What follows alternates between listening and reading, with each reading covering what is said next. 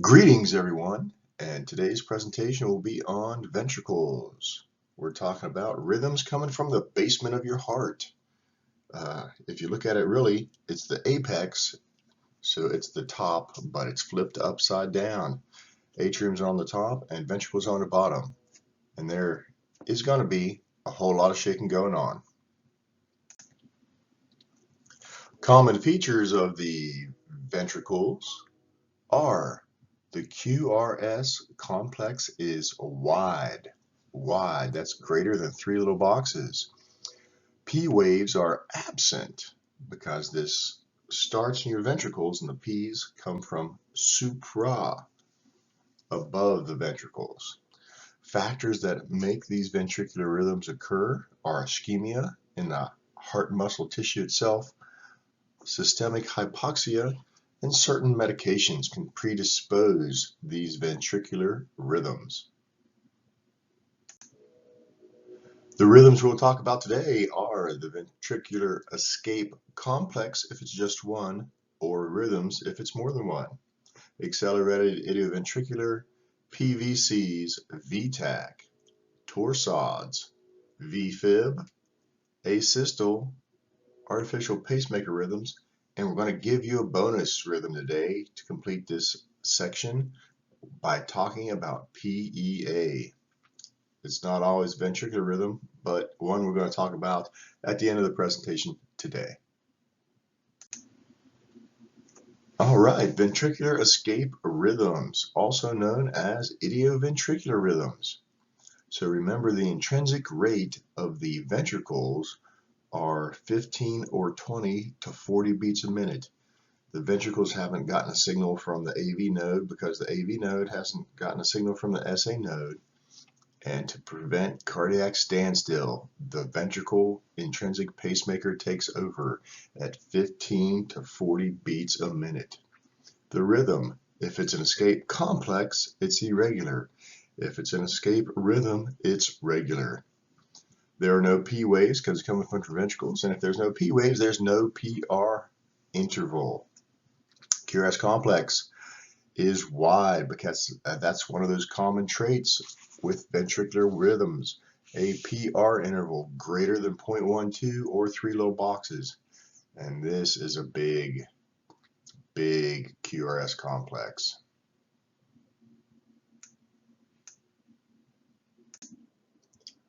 All right, ventricular escape. It's an escape from death. They haven't gotten any signals from the AV node or the SA node, so they're preventing cardiac standstill. Your ventricles are preventing cardiac standstills. Clinical significance, decreased cardiac output to life-threatening levels. The heart's beating 15 to 40 times a minute. That atrial kick that helps fill up those ventricles is not there. So blood's not being pumped effectively. Prevention, escape from death, ventricular escape arrhythmia, decreased cardiac output. All right, the treatments for the escape from death rhythm. If they have a pulse and they are slow, most likely with this rhythm, they'll be symptomatic. So you're going to use that bradycardic algorithm. And hey, the COL means check on learning. So write down the steps of the bradycardic algorithm now. For non-perfusing rhythms, your patients do not have a pulse. We need to be doing CPR, and we'll talk later in this presentation about the pulseless electrical activity treatment algorithm. So non-perfusing means no pulse. PEA protocol. All right, what about the bradycardic algorithm? Remember, always pace dangerous events. Atropine, pacing, dopamine, epi. Always pace dangerous events. Atropine, pacing, dopamine, and epi drip. Next is the accelerated idioventricular rhythm. We got a wide and ugly rhythm, so we know it's coming from the ventricles, but this one is in that normal range, 100 or 60 to 100 beats a minute or 110 as per your book. It's an escape from death complex. Pacemaker cites ventricles. Since it starts in the ventricles, there are no P waves, and if there's no P waves, there are no PR intervals, and that QRS complex is wide, greater than 3 little boxes, and bizarre.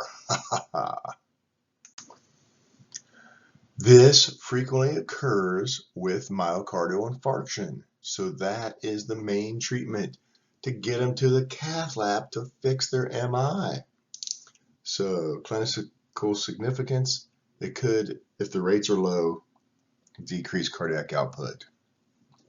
If they are unstable, they're unstable and they're slow, unstable and slow, we're going to give them some atropine. Or we can try some overdrive pacing.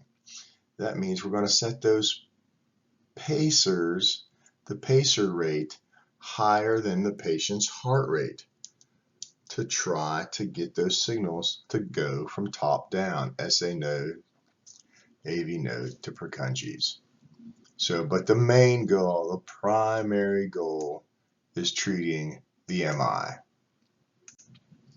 All right, PVCs, premature ventricular contractions. Hey, I want to start the wave. Every little piece of cardiac tissue has those 4 properties: automaticity, excitability, conductivity, and contractility, and each one of them can start the wave. In the premature ventricular contractions, one of those little heart cells, just like our little guy right here, wants to start the wave from the ventricles. QRS complex is greater than 0.12 or 3 little boxes. Single ectopic impulses. That little piece of cardiac tissue in your ventricle is saying, hey, I want to start to beat. And your patients are going to say like, oh, man, my heart feels like it's skipping a beat. It can be caused from hypoxic cardiac tissue, increased sympathetic tone, idiopathic, or who knows why, acid-base electrolyte imbalances. They come in patterns, may come in patterns if they're just not singles. And that's bigeminy, trigeminy, or quadreminy. That's every 2 beats, every 3 beats, or every 4 beats. So 1 PVC every other beat, which is bigeminy, is worse than quadreminy. Then it could come in couplets or triplets. Couplets are 2 PVCs in a row, and triplets are 3 PVCs in a row, and those are bad. Bigeminy, trigeminy, chim chim chiree. You better help fix these PVCs. Bigeminy, trigeminy, triplets chiroo. You better treat them or they will be through.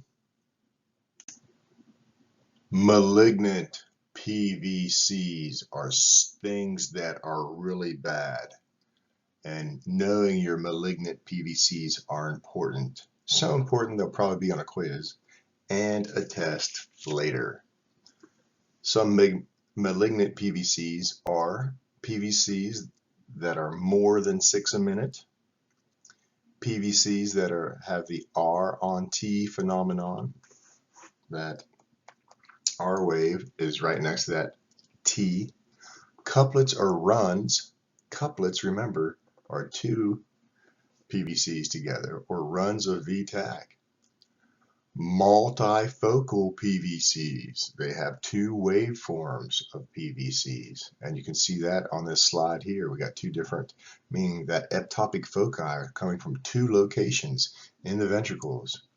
And PVCs associated with chest pain are malignant.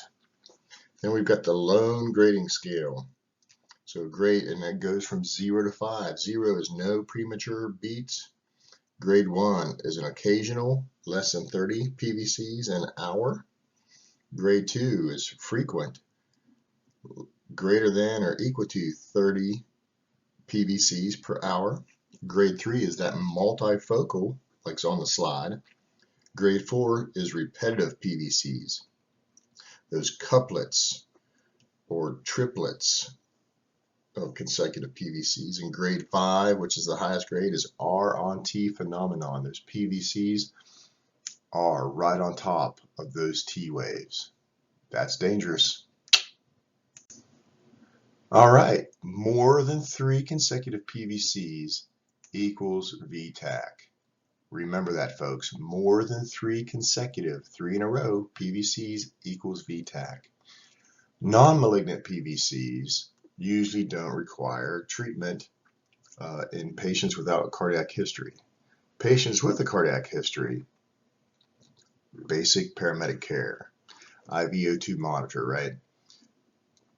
Maintain oxygen saturations between 94 and 99%. Get that IV going and do a 12 lead since they're having cardiac issues. With malignant PVCs, malignant PVCs, we're going to treat them like VTAC. So we can do an amiodarone drip, 150 milligrams over 10 minutes. Lidocaine is still acceptable. So we're going to do 1 to 1.5 milligrams per kilogram IV bolus. And then we can repeat, with lidocaine, we can repeat that dose at half the loading dose, 0.5 to 0.75 milligrams per kilograms. And we can do that until we reach a maximum of 3 milligrams per kilogram. So, and hopefully that suppresses the PVCs. In our elderly patients or liver and renal function patients and greater than 70 years old, we can reduce some doses because, well, they're old and the filters don't work well anymore, that liver and kidneys. Ventricular tachycardia. The heart rate is over 100, so we know it's a tachycardia. The QRS complex is wide, greater than 3 little boxes, so we know it's coming from the ventricles. So if it is fast and it is wide, it is VTAC. If it's fast and it's wide, it is VTAC. And this is monomorphic VTAC. If there are 3 or more ventricular complexes, that can include PVCs, 3 or more wide rhythms that are over 100, you have VTAC. Causes, all the things that cause bad stuff, just like the other ones. It can be monomorphic, which you saw on the previous slide, or polymorphic, more than one morphology or rhythm shape. If it's polymorphic, then it's torsades de pointes. Clinical significance, it's wide, so the rhythm's coming from the ventricles, and it's going fast. So too fast for the heart to fill up effectively. So it can reduce cardiac output. And VTAC may deteriorate into ventricular fibrillation, or a whole lot of shaking going on. Let's take a look at the American Heart Association's tachycardic algorithm. Tachycardia, mainly heart rates over 150. You're going to identify and treat underlying causes, do that basic paramedic care, IVO2 monitor, and then you're going to look for those serious signs and symptoms. Altered mental status, acute heart failure or JVD, chest pain, hypotension, and look head to toe for signs and symptoms of shock. If they don't have no serious signs and symptoms, we're going to look at that QRS complex. Is it wide or is it narrow? If it's wide, we can consider adenosine. If you can't tell if it's narrow or wide. And then use an antiarrhythmic infusion. Those antiarrhythmics, first one is amiodarone. If you don't have amiodarone, lidocaine is still acceptable.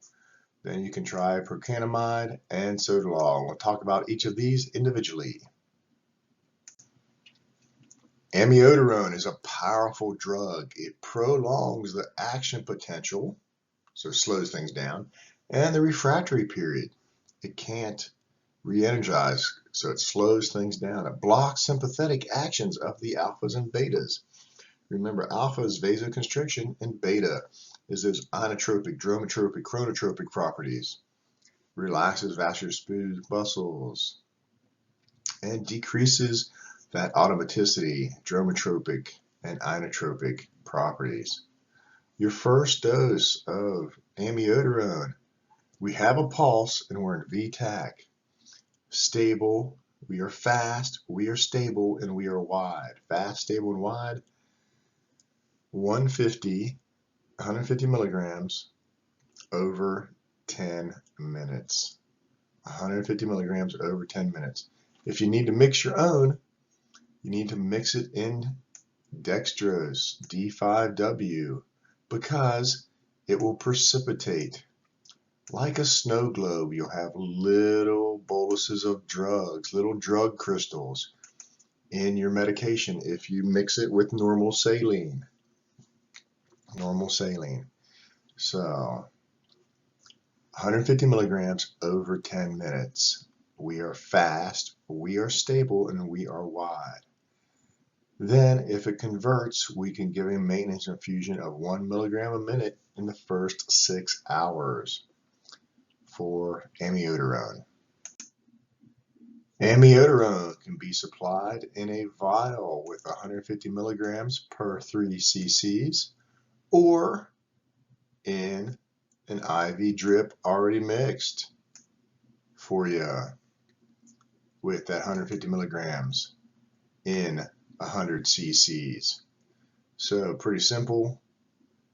Drip fluid over time math. Remember, you get the amount of fluid you want to give times your drip set. You might as well use a 10 drop per milliliter with this one.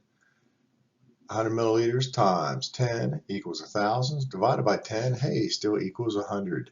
That's 100 drops a minute with a 10 drop set to give your 150 milligrams of amiodarone over 10 minutes. Nothing too crazy there. Amiodarone is used for VTAC with or without a pulse. So remember that. With a pulse, it's a drip. Without a pulse, it's a bolus.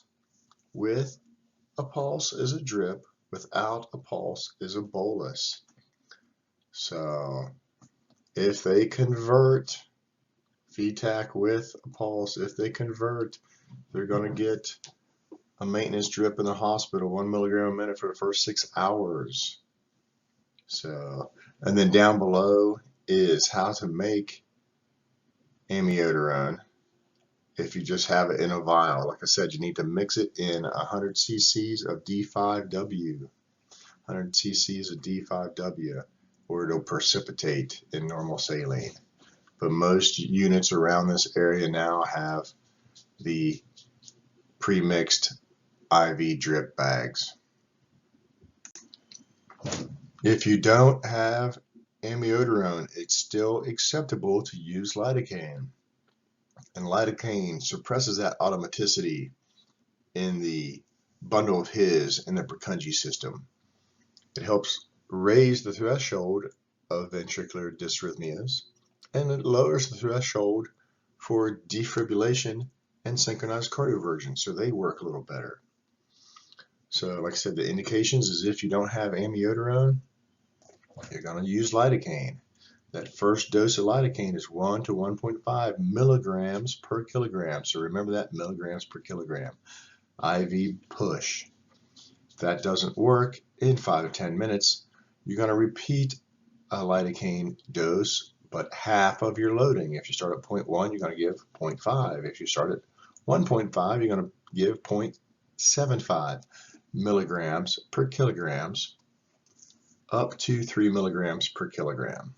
So if they convert on lidocaine, we can do a lidocaine drip of 2 to 4 milligrams a minute, and we'll do that lidocaine clock in lab. Another acceptable drug for VTAC is procainamide. It's negative dromotropic in the atriums, the bundle of His, and the Purkinje system. So it increases those refractory periods, which slows things down, but it can produce some vasodilation and hypotension. So the dose for procainamide is 20 to 50 milligrams a minute until There are 4 reasons to stop a procainamide drip, and that's if the arrhythmia is suppressed. What's that mean? We fixed them.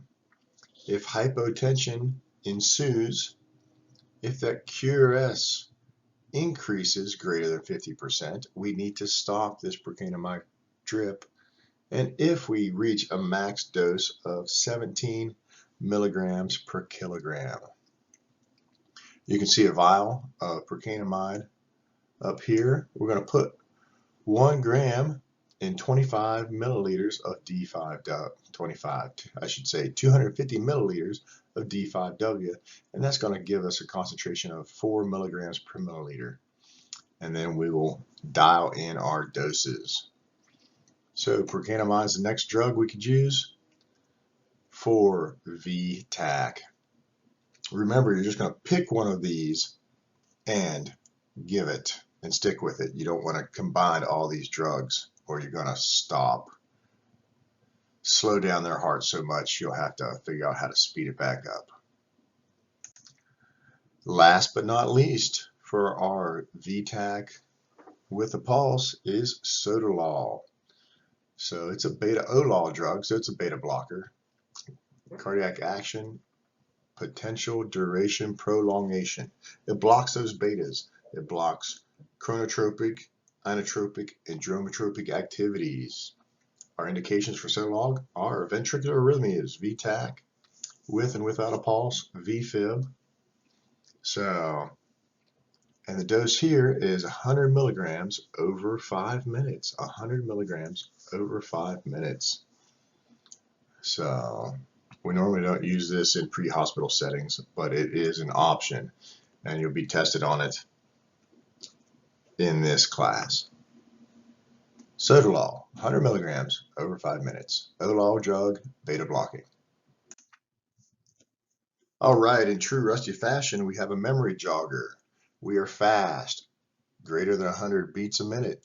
We are stable, which means there are no serious signs and symptoms, and we are wide, greater than 3 little boxes or 0.12. When your rhythm looks like the mountains, we think of the Alps. A, amiodarone. L, lidocaine. P, procainamide. And S, sotalol.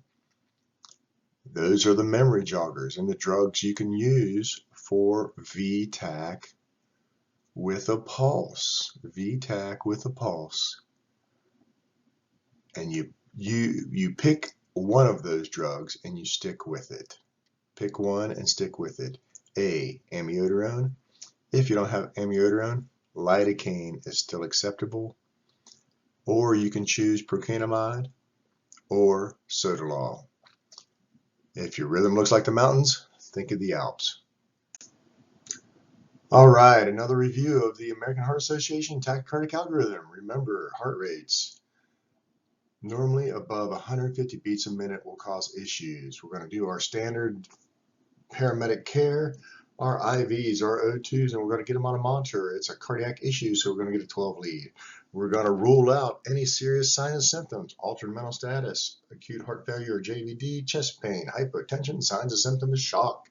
We're going to assess that QRS complex, determine if it's wide or narrow. We're doing ventricular rhythms, so it's going to be wide.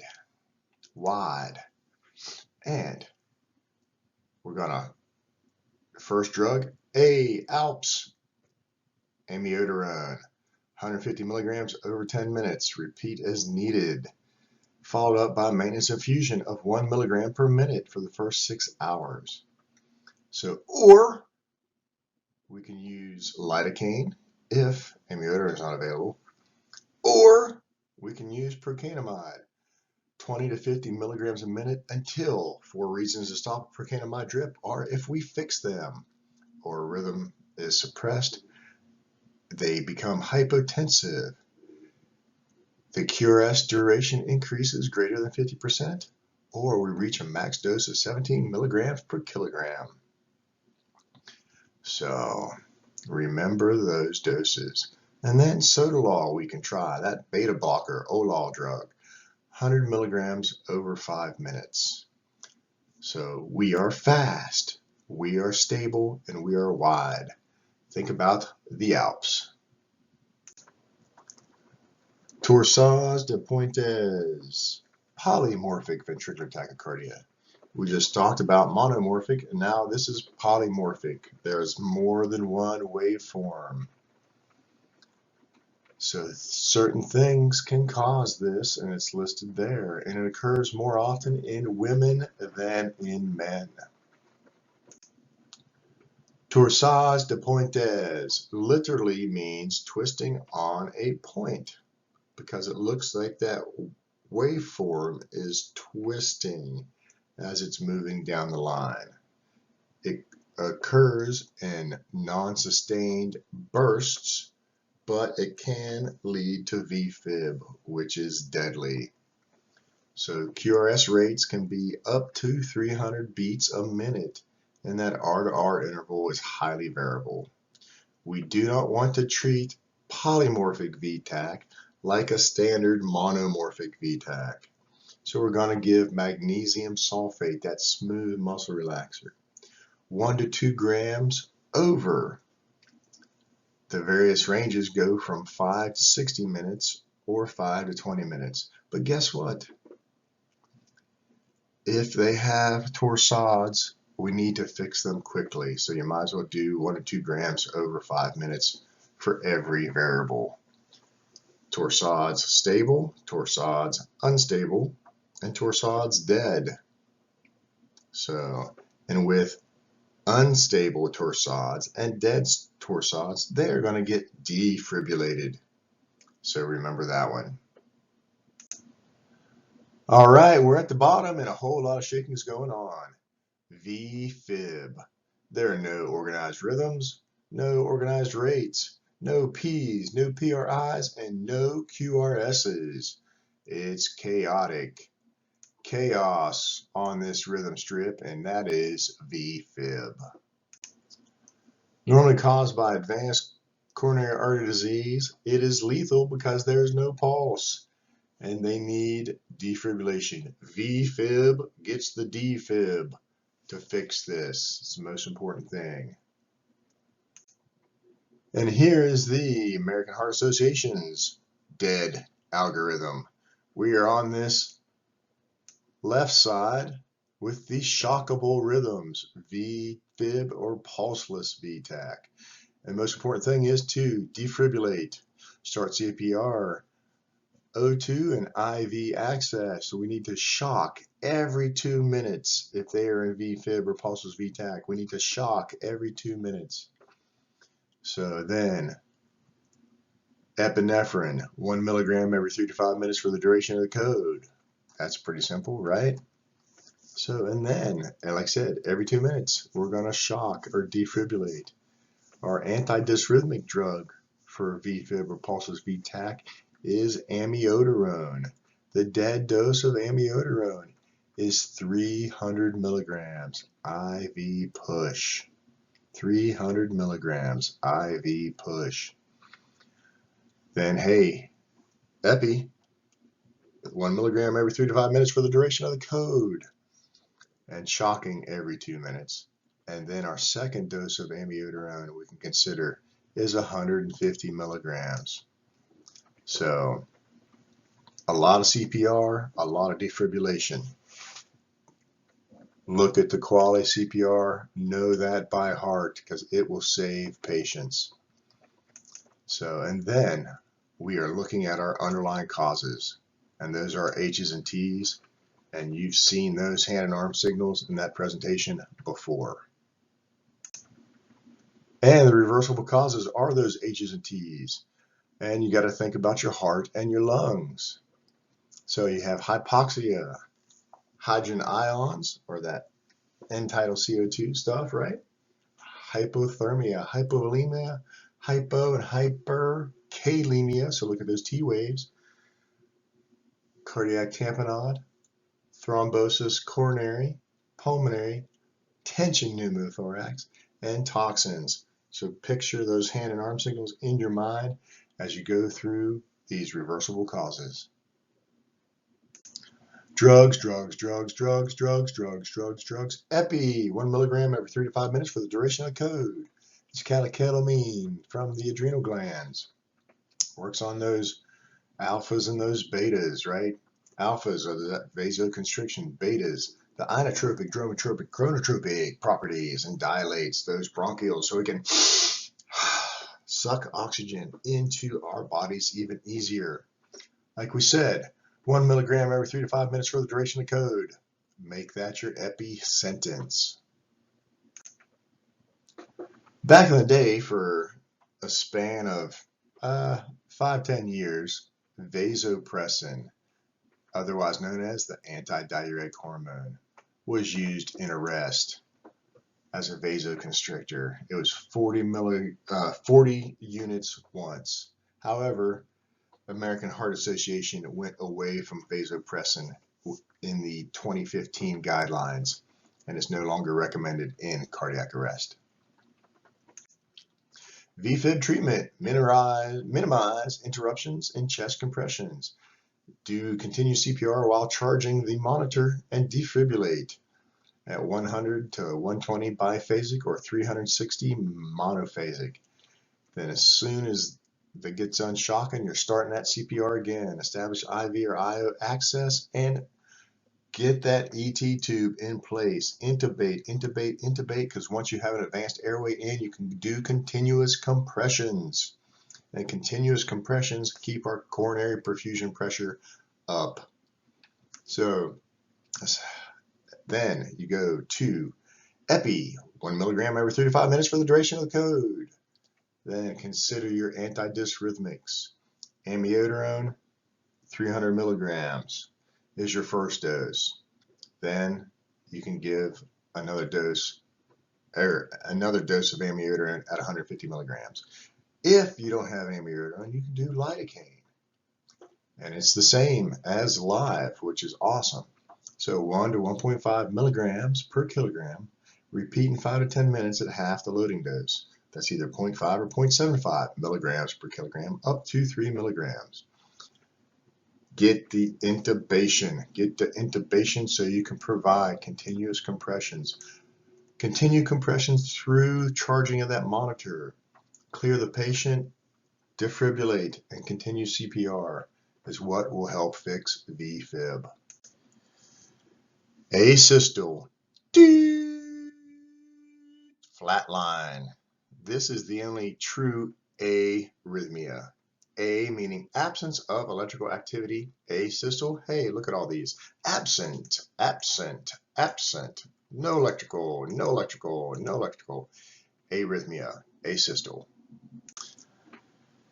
MIs are the biggest cause of myocardial infarctions, and asystole is the final rhythm of life, or the first rhythm of death, depending on how you look at things. Prognosis is poor if they are in asystole. Asystole, the treatment. CPR, CPR, CPR. Intubate so we can do continuous compressions. Get an IV, and we're going to give epinephrine, 1 milligram every 3 to 5 minutes for the duration of code. And then we're going to look for those underlying problems, those H's and T's. So work it, work it, work it. A good college try, 20 to 30 minutes, and then call medical command for DC orders. CPR and epi, 1 milligram every 3 to 5 minutes for the duration of code. Look for H's and T's, and then DC. And here is the right side of the cardiac arrest algorithm, pulseless arrest. We've got asystole and PEA. So CPR, 2 minutes, IV, IO, epi, every 3 to 5 minutes, 1 milligram for the duration of code. And check for reversible causes. Those reversible causes are right there. Think about your heart and your lungs. All right, let's take a few minutes to talk about an artificial pacemaker rhythm. They could be dead, and that pacemaker is still firing. So the rate depends on the pacemaker. The P waves, none may be produced you'll see that little pacer spike depending on what type of pacer they have. PR interval varies if it's present, and the QRS complex is normally greater than 0.12 or 3 little boxes. All right, your artificial pacemakers come in different types. There's a single versus dual chambers. A single is normally placed on your ventricles. Dual chambers are in your atriums and your ventricles. Then you have fixed rate pacemakers that fire at that fixed rate. And then demand pacemakers, if your heart gets lower than a certain level, it'll kick on to bring that heart rate up. Go ahead and copy and paste the URL or try to work the link there at the bottom of the screen to learn a little more about pacemaker implant surgery. You can go to med school on YouTube if you know what to look for. Some problems that normally occur with pacemakers is the battery fails, because yep, it's a machine, so the battery can fail. But with newer technologies, those batteries are getting more reliable and lasting longer. It could run away, meaning it could keep on firing when it shouldn't and go into a tachycardic rate. And a lead could get displaced and be shocking a part of the heart that it shouldn't. Not good, not good. Management considerations. Identify those patients with that pacemaker. It's going to have, you can actually see it. Normally in that upper left shoulder area, you'll see that pacemaker. So treat the patient and not the monitor. Treat the patient, not the monitor. And you can actually deactivate most pacemakers with the use of a magnet. So, and then you have to support those ABCs once you turn the patient's pacemaker off if it is malfunctioning. It's fairly simple, but scary. All right, bonus rhythm time. Pulseless electrical activity, PEA.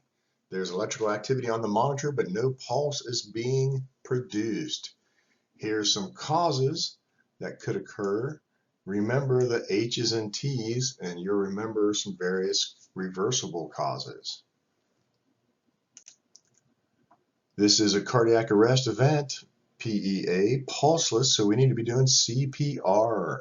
And then, hey, epinephrine, 1 milligram every 3 to 5 minutes for the duration of the code, and treating those underlying causes. Remember, PEA